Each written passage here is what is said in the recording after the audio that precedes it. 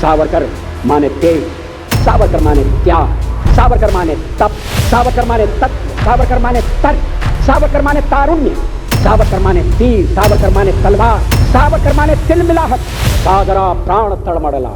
वो लोग न जाने किस मिट्टी के बने थे जिन्होंने तब हंसते हंसते यातनाएं झेली थी।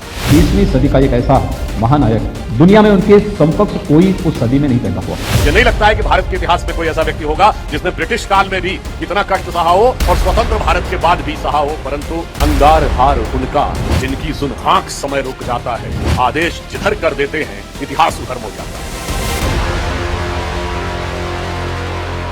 हर वो इंसान जो भारत को अपनी पितृभूमि और अपनी पुण्य भूमि मानता है वो हिंदू है। ये कहना था वीर सावरकर का, वही वीर सावरकर जिन्हें फादर ऑफ हिंदुत्व भी कहा जाता है।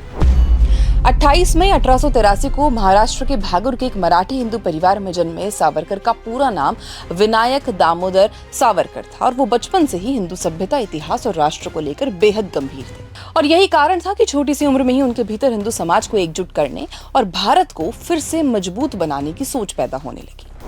सावरकर मानते थे कि हिंदुत्व केवल एक धर्म नहीं है बल्कि भारत की संस्कृति, परंपरा, इतिहास और सभ्यता की पहचान भी है। और इसीलिए वो चाहते थे कि हिंदू समाज अपनी जड़ों को पहचाने, संगठित हो और अपने इतिहास पर गर्व करे।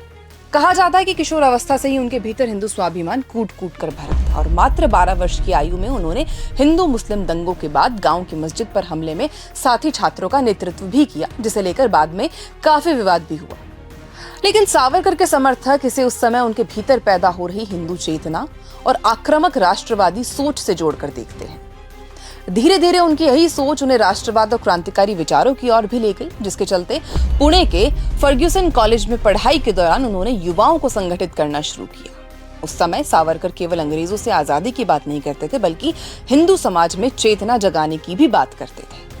पुणे से निकलकर जब विनायक कानून की पढ़ाई के लिए लंदन गए तब भी उनके विचारों में कोई बदलाव नहीं आया। लंदन आते ही सावरकर इंडिया हाउस और फ्री इंडिया सोसाइटी जैसे संगठनों से जुड़ गए और यहाँ रहकर वो भारतीय युवाओं के भीतर राष्ट्रवाद और हिंदू स्वाभिमान की भावना जगाने का काम करते रहे। और इसी समय उन्होंने the Indian war of independence 1857 भी लिखी, जिसमें 1857 की क्रांति को भारत का पहला स्वतंत्रता संग्राम बताया गया। लेकिन सावरकर के बढ़ते प्रभाव और क्रांतिकारी गतिविधियों ने अंग्रेज सरकार की चिंता बढ़ा दी, जिसके चलते साल 1910 में उन्हें गिरफ्तार कर लिया गया और इसके बाद साल 1911 में अंग्रेजों ने उन्हें 2 आजीवन कारावास यानी कि कुल 50 साल की सजा सुनाकर उन्हें काला पानी भेज दिया। उन्हें सेल्युलर जेल में रखा गया, जहां कैदियों को जंजीरों में बांधा जाता था, कोल्हू में बैलों की तरह जोता जाता था और कठोर यातनाएं दी जाती थी।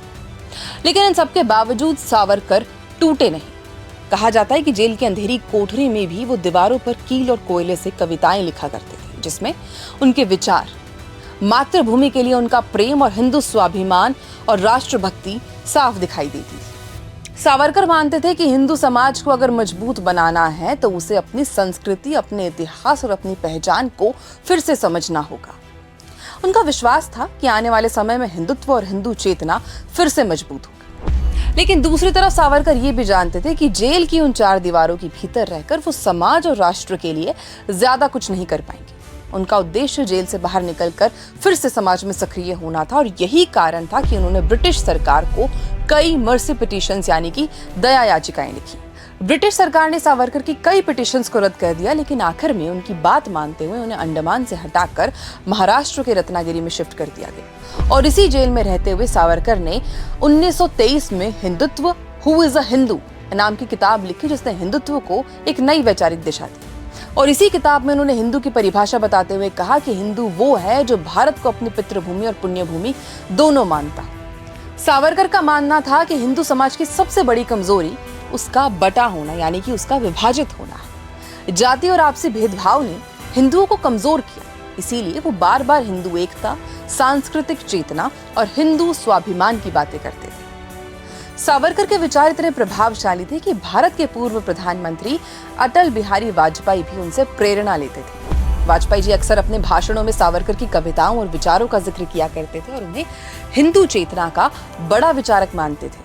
तो वहीं वर्तमान प्रधानमंत्री नरेंद्र मोदी भी उन्हीं के पदचिन्हों पर चलते नजर आते हैं। 28 मई 2023 को भाजपा ने सावरकर के प्रति सम्मान दिखाते हुए नए संसद भवन का उद्घाटन भी उन्हीं की जयंती के दिन किया था।